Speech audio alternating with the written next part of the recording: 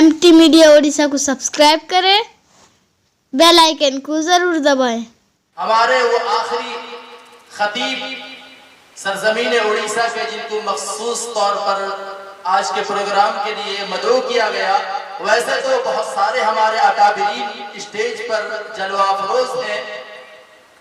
हम तो ये चाहते थे कि सबसे थोड़ी थोड़ी 5-10 मिनट की दीन की मोटी मोटी बातें सुनने के लिए मौका मिले, मगर मौसम की तब्दीली ने हमें इसकी इजाजत नहीं दी। इसीलिए हम उन अकाबिरीन के कदम पर सलाम पेश करते हैं और माजरत के साथ दरख्वास्त करते हैं कि हमें माफ कीजिए। अब हमारे आखिरी खतीब को भी बहुत ही मुख्तसर वक्त के लिए सिर्फ 10 मिनट के लिए इजाजत दे रहे हैं जनाब हजरत मौलाना अब्दुल रहमान साहब कासमी दामद बरकातुहुल आलिया को कि माइक पर तशरीफ लाएं और मुख्तसर तौर पर अपनी जामे और कीमती बयानात से हमें मुस्तफीज और मुस्तनीर फरमाएं।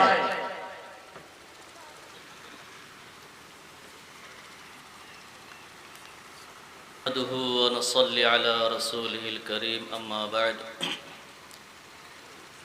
فأعوذ بالله من الشيطان الرجيم بسم الله الرحمن الرحيم منها خلقناكم وفيها نعيدكم ومنها نخرجكم تارة أخرى صدق الله العظيم وقال النبي صلى الله عليه وسلم إن القبر أول منزل من منازل الآخرة فإن نجا منه فما بعده أيسر منه وإن لم ينج منه فما بعده أشد منه أو كما قال عليه الصلاة والسلام۔ معزز علماء کرام، میرے بزرگوں، عزیز نوجوان، پیارے بچوں، اللہ تبارک و تعالیٰ کا بڑا احسان اور کرم ہوا کہ اللہ تعالیٰ نے ہم کو دین کی بات سننے سنانے کے لیے یکجا فرمایا، اور اس محلے والے خصوصاً میرے مشفق دوست جناب حافظ فاروق صاحب کے لیے بڑی سعادت کی بات ہے۔ جلسہ تو کامیاب ہو رہا ہے، لیکن اس محلے کے لیے سب سے بڑی کامیابی یہ ہے کہ ہمارے علماء کرام جو بڑے بڑے اونچے ہمارے مربی ہیں سب یہاں پر جمع ہیں۔ اللہ تعالیٰ ان کے صدقے میں ہم سب کو اور اس محلے کو اور ان کے مرحومین کو قبول فرمائے۔ ابھی مفتی نقیب الامین صاحب قاسمی دامت برکاتہم العالیہ ایک واقعہ بتا رہے تھے کہ وہ مدرسے کے گیٹ میں بیٹھے ہوئے تھے، کچھ لوگ ہوٹل کے اندر تھے، کسی نے آ کر کہا کہ آپ اندر جائیں، جو اندر ہیں وہ باہر آنے والے ہیں۔ یہ رمضان کا واقعہ ہی ہوگا۔ تو دوستو بزرگو، ہم آئے دنیا میں کس لیے؟ میں کوئی بیان خطیب نہیں ہوں، بیان کرنے نہیں، ایک مذاکرہ کرتے ہیں۔ اتنا بڑا مہینہ ہمارا چلا گیا، ہم دنیا میں آئے کس لیے؟ کیا ایسے کھاتے، دکانداری کرتے، کھیتی کرنے کے لیے ہم آئے ہیں؟ اب رمضان چلا گیا، ہم رمضان میں ایک تراویح بھی صحیح سے پڑھی ہے، کوئی بتائے کہ ایک تراویح کی نماز صحیح سے پڑھی ہے؟ اور ہمارے جوانوں کی تراویح کی نماز کیسی ہے؟ شرومت مسجدیں پورا بھر دیتے ہیں، پھر آخر میں بھرتے ہیں، اور جو بیچارے پڑھنے آتے ہیں شرم کے مارے، جن کے گھروں میں تھوڑی سختی ہے، وہ مسجدیں آتے ہیں تو وہ 2 آپشن نکالتے ہیں تراویح کی نماز میں، صرف 2 آپشن ان کی نماز ہو جاتی ہے تراویح کی۔ آپشن 1، رکوع میں جا کے شامل ہو جاؤ۔ آپشن 2، دماغ کو نماز سے خالی کر دو، جو محبوب ترین چیز ہے ہماری، محبوبہ ہے یا محبوب ترین چیز ہے، یا کاروبار ہے یا دکاندار ہے۔ ایک واقعہ مجھے یاد آیا کہ امام کو غلطی ہوئی، مقتدیوں کو اعتراض ہوا کہ بھائی کسی نے کہا کہ 3 رکعت نماز ہوئی، کسی نے کہا کہ نہیں پوری 4 نماز ہوئی۔ امام شک میں آ گیا کہ 4 ہوئی کہ 3 ہوئی، اب وہ بھی شک میں ہے، اب کرے کیا کرے۔ ایک حاجی صاحب حج کر کے آئے تھے، ان سے پوچھا گیا حاجی صاحب آپ تو نمازی ہیں اور الحمدللہ حاجی بھی ہیں، آپ بتا دیں گے تو بس بات ہو جائے گی۔ تو حاجی صاحب نے کہا الحمدللہ اللہ نے مجھے حج کی توفیق عطا فرمائی، اپنے گھر کی زیارت کی توفیق عطا فرمائی، میں سچ بولوں گا کہ میرے پاس 4 دکانیں ہیں، 4 دکانیں ہیں، اور ہر دن نماز میں 4 رکعت والی نماز میں چاروں دکانوں کا میں حساب کر دیتا ہوں۔ آج صرف 3 دکان کا حساب ہوا ہے، گویا کہ 3 ہی رکعت ہوئی۔ تو یہ جو نماز نیت کرتے ہیں، بس سب سے پہلے وہ بیٹھے ہیں، بس دل کو کئی ایسی جگہ لگاتے ہیں جو دل لگی ہو، پھر سلام امام کب پھرتا ہے ان کو پتہ بھی نہیں رہتا ہے، اتنے جلدی ہو گئی نماز۔ یہ 2 آپشن ہے۔ دوستو میں احساس دلانے آیا ہوں کہ شاید کہ ہم لوگ اگر اگلے رمضان میں رہیں تو میری بات شاید آپ کو یاد آئے کہ جو تراویح کو ہم نے ایسے ہی سمجھ لیا اور ہم ختم قرآن سنے کہتے ہیں، اتنا آسان نہیں ہے ختم قرآن کا سننا، اتنا آسان نہیں ہے۔ پورا ختم قرآن کوئی امام کے پیچھے سن لیا ہو، شاید کہ کوئی ہو اس زمانے میں، لیکن حاضر رہنا دل کے ساتھ، استحضار کے ساتھ یہ ضروری۔ پتہ ہے اللہ تبارک و تعالیٰ 1 رکعت تراویح کے 1 سجدے میں اللہ تبارک و تعالیٰ 1500 نیکیاں لکھتے ہیں، اور وہ یہ نیکیاں نہیں کہ جو اور دن میں کرو 10 نیکی ملے، رمضان والی نیکیاں جو 1 کا 70 گنا اللہ دیتا ہے۔ تو 40 سجدے ہوتے ہیں ایک تراویح کی نماز میں، اور 40 سجدے کی نماز میں آپ کو اللہ تعالیٰ 60,000 نیکیاں رات میں دے کے بھیج رہا گھر کو۔ اور صرف یہی نہیں کہ 1 سجدے میں اللہ تبارک و تعالیٰ جنت میں ایک ایسا محل آپ کو عطا کرتا ہے جس کے 60,000 دروازے سونے یاقوت جواہرات کے ہوتے ہیں۔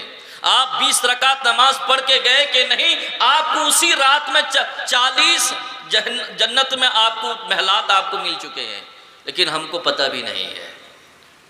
ابھی مولانا بتا رہے تھے نا کہ دکان میں جو اندر ہیں جو باہر ہیں، ہم اسلام کو بدنام کرنے والے ہیں، اسلام کو آباد کرنے والے نہیں، پھیلانے والے نہیں۔ آج ہماری اذانوں پر پابندی ہماری بنا پر لگ رہی ہے، آج ہماری مسجدوں میں پابندی ہماری بنا پر لگ رہی ہے، آج ہمیں نماز سے روکنا ہماری بنا پر لگ رہی ہے۔ ہمارے مکاتب ویران ہیں، ہم اس کے ذمہ دار ہیں، ہمارے مدارس ویران ہیں، ہم اس کے ذمہ دار ہیں، ہماری اولاد نافرمان ہیں، ہم اس کے ذمہ دار ہیں، کیونکہ اللہ کے نبی صلی اللہ علیہ وسلم نے فرمایا اطلبوا العلم من المہد الی اللحد، ماں کی گود سے لے کر قبر کی گود تک ڈاکٹری پڑھنے کا ایک عمر ہوتا ہے، انجینئر پڑھنے کا 1 سال عمر ہوتا ہے، لیکن میرے بزرگ دوستو دین علم کو حاصل کرنے کے لیے کوئی عمر کی قید نہیں ہے۔ ماں کے پیٹ سے لے کر قبر کی گود تک تمہارا علم حاصل کرنے کا زمانہ ہے۔ جیسے مولانا مفتی صاحب نے کہا، میں ایک واقعہ سچا بتا رہا ہوں، مسلمان کی بستی سے رمضان المبارک کے مہینے میں ایک بھنگی اپنی اولاد کو لے کے، لڑکے کو لے کے جا رہا ہے۔ مسلمان کی بستی کے بیچ میں اس اولاد نے ایک امرود جسے ہم پدڑو کہتے ہیں جیب سے نکالا اور کھانے لگا۔ باپ اٹھا کر ایک جھاپڑ مارا اور کہا چپ ہو کے چل۔ بستی سے باہر نکلنے کے بعد اس بیٹے نے کہا کہ ابو کیوں مارا مجھے، کیا بات ہوئی، کیوں مارا؟ اس نے کہا تمہیں پتہ نہیں ہے کہ رمضان المبارک کا مہینہ چل رہا ہے، مسلمان روزے دار روزے رکھتے ہیں، پورے دن بھوک اور پیاس میں رہتے ہیں، اور تو ان کے سامنے پدڑو کھاتا ہے، امرود کھاتا ہے۔ جب ہم نے رمضان کی قدر کی، غیروں کے دل میں بھی اللہ تعالیٰ نے احترام ڈال دیا۔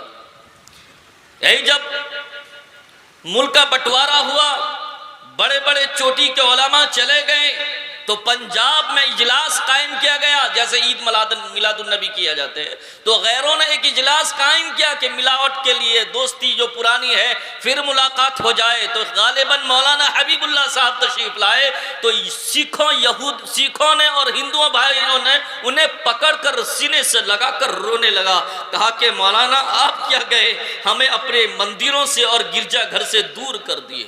مولانا نے کہا کہ بھائی میں تمہیں کیسے دور کروں؟ کہا نہ آپ یہاں سے گئے، ہمیں اپنے دین سے، اپنے مذہب سے دور کر دیے، کہ جب آپ کی صبح کی اذان ہوتی تھی ہمارے دل میں بھی یہ خیال ہوتا کہ مسلمان اپنے رب کو پکار رہا ہے، تو یہاں گھر پہ سویا ہوا ہے۔ اس لیے ہم اٹھ کے اپنے مندروں کو اور اپنے گرجا گھر کو جایا کرتے تھے، آپ کی اذانیں بند ہو گئی، ہمیں صبح اٹھنا بھی مشکل ہو گیا، صبح اٹھنا بھی مشکل ہو گیا۔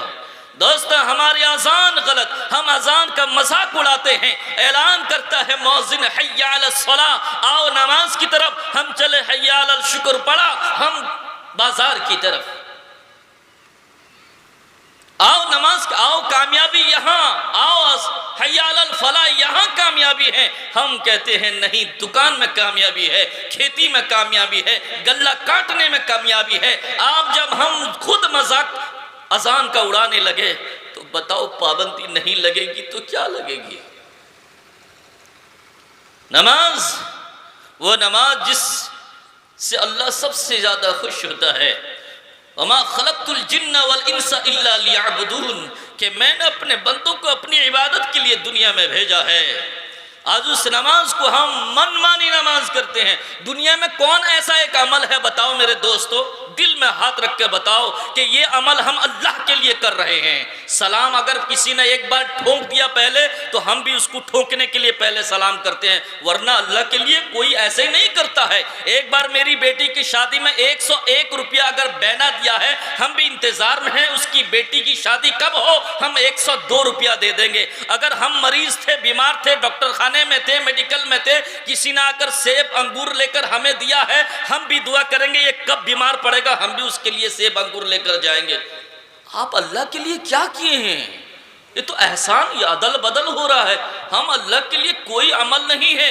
اگر عشق ہو گئی معشوقہ سے، وہ کہتی نماز پڑھتے ہو، تب ہم نماز پڑھنے جاتے ہیں، ورنہ ہم نمازی نہیں، نماز پڑھنے نہیں جاتے ہیں۔ آج بھی اسرائیل کے تمام بارڈروں سے جن مسلمان ملک وہاں پر وابستہ ہیں، بیٹھے ہوئے ہیں، ان مسلمانوں سے جا کر پوچھو، آج بھی کوئی اسرائیل کے بارڈر پر مسلمان گزرتا ہے تو یہودی کہتے ہیں کہ بتاؤ تو صحیح، تمہاری مسجد میں صبح کی نماز میں جمعے کی طرح آدمی نمازی ہوتے ہیں کیا؟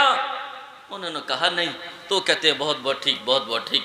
کیا بات ہے، کیوں، کیا اس طرح کیوں پوچھ رہے ہو؟ وہ یہ کہتے ہیں کہ ہماری کتابوں میں لکھا ہے کہ جس دن جمعے کی طرح مسلمان اپنی مسجد کو صبح میں بھر دیں گے، وہ اس وقت ہم مٹ جائیں گے اور ان کا دنیا میں کوئی مقابلہ کر نہیں سکتا، کر نہیں سکتا۔ چھوٹے نہ یہ روزہ، یہ نماز اور یہ قرآن، اللہ کے بندے ذرا اللہ کو پہچان، اللہ کے بندے ذرا اللہ کو پہچان۔